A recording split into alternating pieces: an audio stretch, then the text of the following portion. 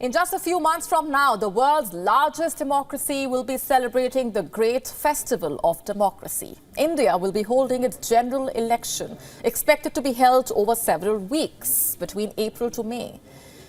Over 600 million people are expected to cast their vote to choose the next Prime Minister of the country. Today, Prime Minister Narendra Modi sounded the poll bugle for his party, the Bharatiya Janata Party, in Bulandshahr, a small city in the state of Uttar Pradesh.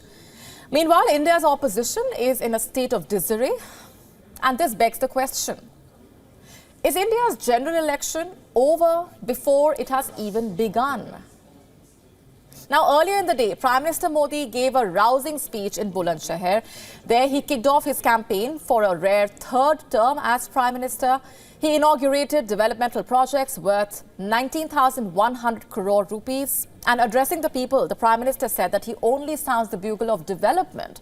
It is the people who sound the poll bugle for him.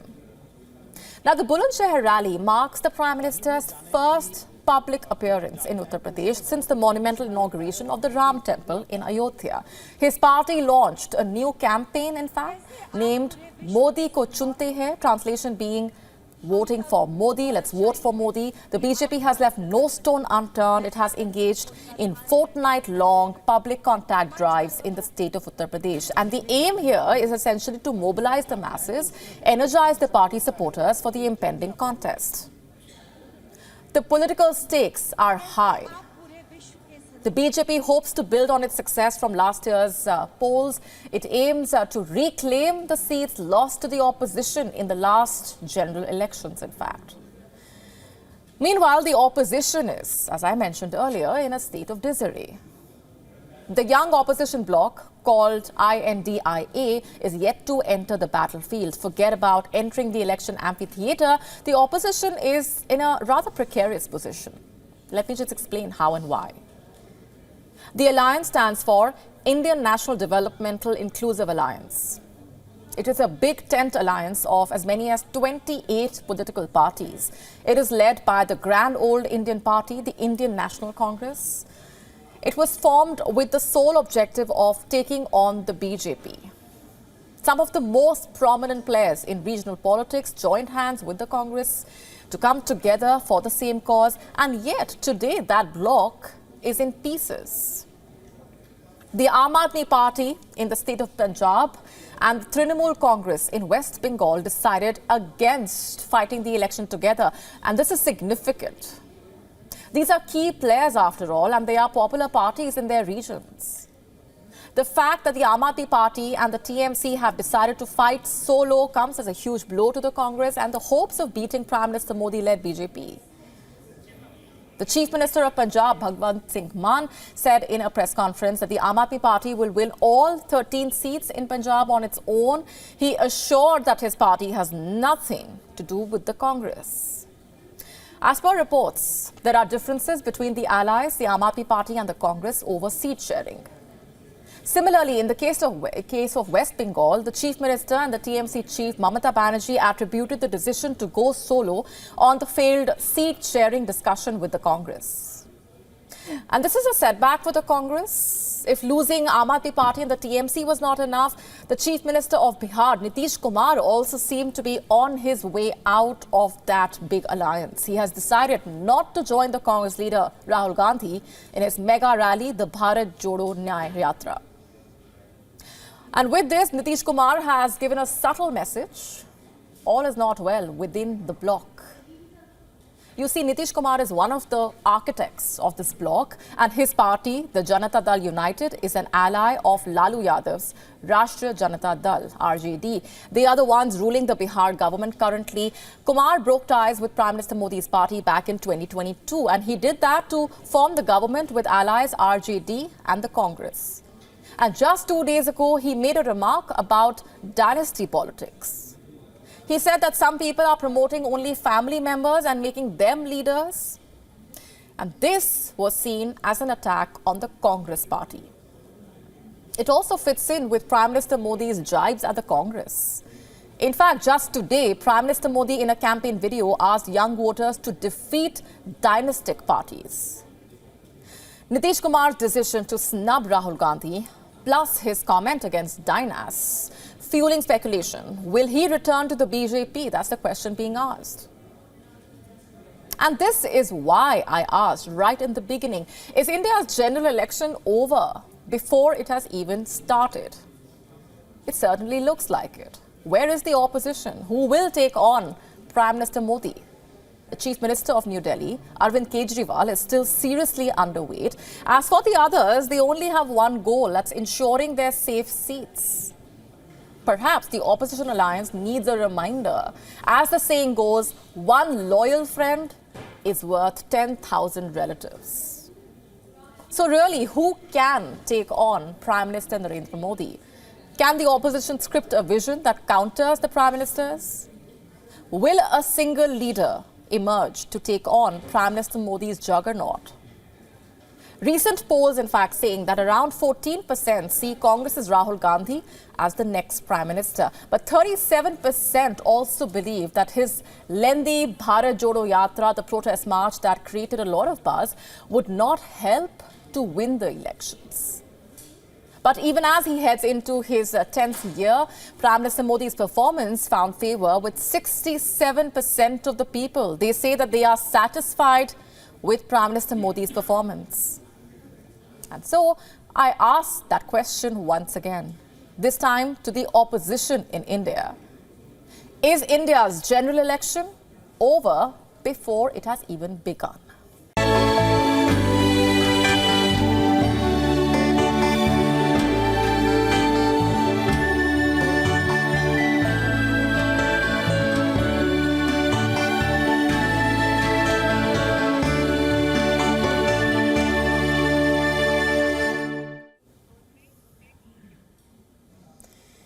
Earlier this week, the Ram temple in Ayodhya opened its doors, and since then, hundreds of thousands of devotees have been rushing to Ayodhya.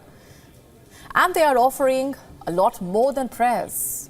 They are making generous donations. And those who are not able to make it to the holy city are sending money online. The figure, in fact, is running in crores.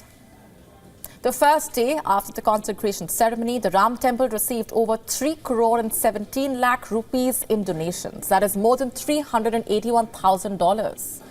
All of this came online. For in-person donations, the Ayodhya Shri Ram Mandir Trust has opened 10 donation counters. The money collected through the week will be counted every Monday. If everyday numbers are in crores, one can only imagine what they will add up to in a week's time. And it's not just cash. Treasures have been flooding into Ayodhya in all forms. A diamond trader's family from the state of Gujarat has donated 101 kg of gold.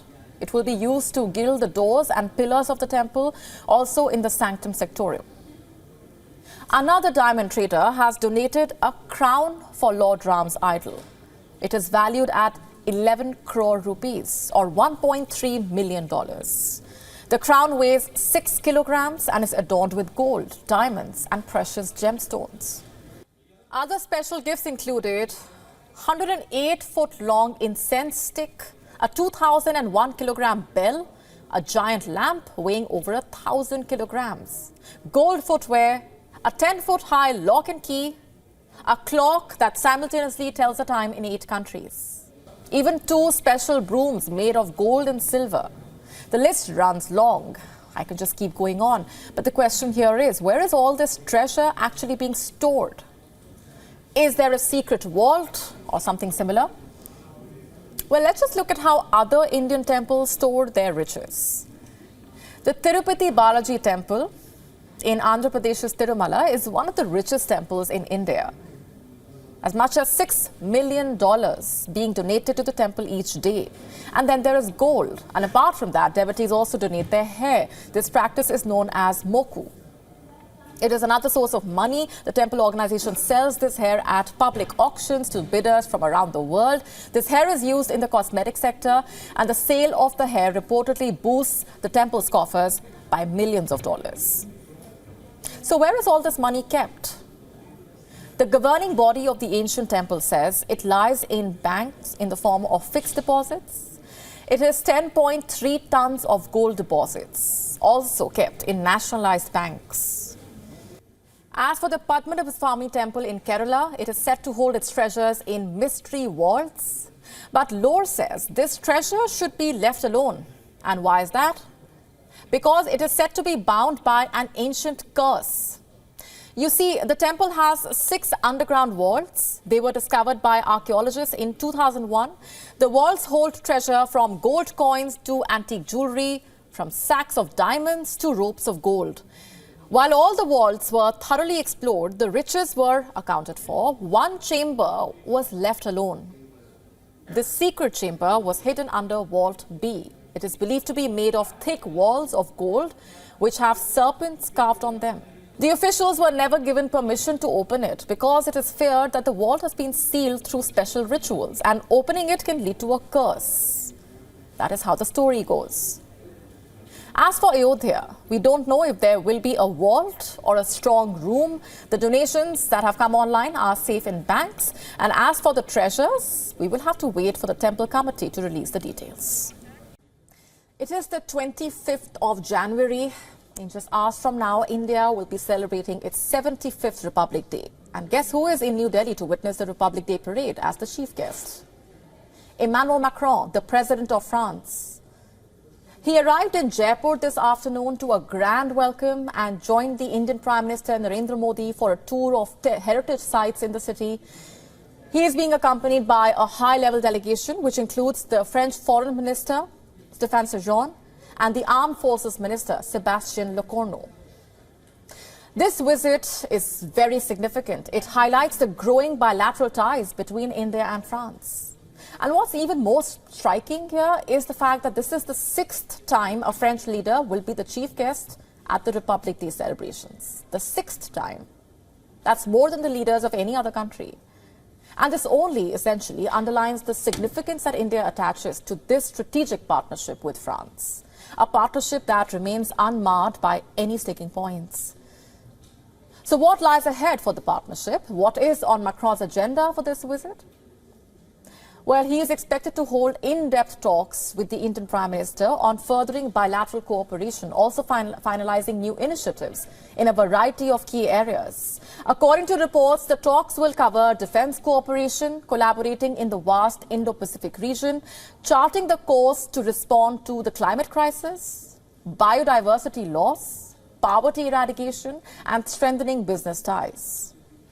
Interestingly, Macron is visiting India at a time when the Indian government is looking to buy 26 Rafale M fighter jets from France. India wants to acquire them for its Navy's first indigenous aircraft carrier, the 45,000-ton INS Vikrant. And that's not all. India is also planning to build 3 more Scorpion-class submarines. These submarines will apparently be built with technology from France, and the aim is to enhance the Indian Navy's undersea capabilities. Reports say these 2 deals are estimated to have a combined value of $10 billion. $10 billion. And besides this, Macron's visit will also consolidate the ambitious renewal of the France-India strategic partnership, a deal which the 2 leaders had decided on in Paris in July last year under the Horizon 2047 roadmap. This is what a statement from the French embassy said about the plan. Let me quote. 25 years after the launch of their strategic partnership, France and India have embarked on new common goals for the next 25 years. Accordingly, President Macron's talks with Prime Minister Modi will seek to advance our cooperation and finalize new initiatives under the 3 pillars of the roadmap. Now, according to reports, the visit will also stress on France's commitment to creating more opportunities for Indian students, artists, investors, tourists. Macron's plan is to give special focus to initiatives fostering student mobility, and this will be in line with his announcement that France seeks to welcome 30,000 Indian students by 2030. So, from defense cooperation to collaboration in the Indo-Pacific to strengthening business ties and facilitating people-to-people ties, Macron's agenda for this visit is wide and diverse, and we will be keeping a track of all the key takeaways and announcements. For now, all eyes are on the Republic Day parade, where the two leaders will stand shoulder to shoulder as a testament of the Indo-France friendship.